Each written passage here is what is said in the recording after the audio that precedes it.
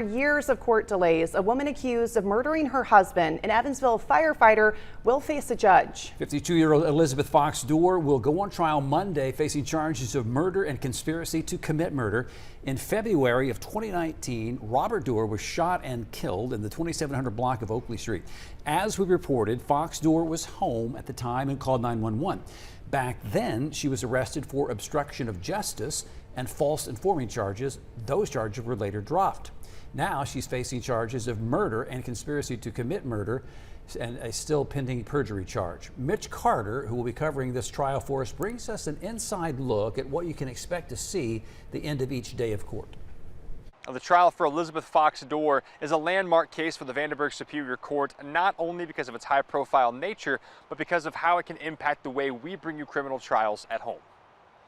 We reported in early 2023 that the Indiana Supreme Court had long ruled cameras do not belong inside of court proceedings. After a 4-month pilot program, a public comment period, and careful evaluation, they decided to overturn that and allow media to request to be inside of the courtroom for trials at a judge's discretion.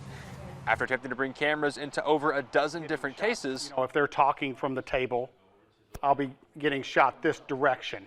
We've officially been granted access. And by having cameras in the courtroom, citizens can see for themselves what goes on.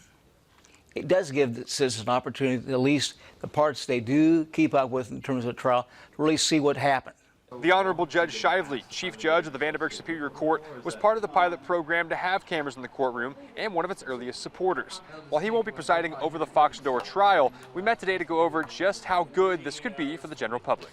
I think this is a particularly good case to be broadcast because it's an interesting case.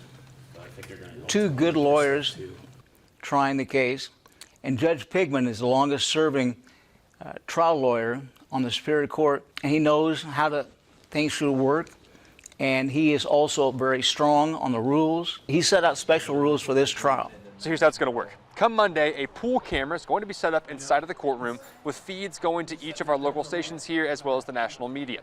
Now, nothing can be broadcast live except for the opening and closing arguments and the verdict, but every night we'll be able to show you instead of just telling you about the highlights. For Judge Shively, this is the first of what is hopefully many televised trials in Vanderburgh County.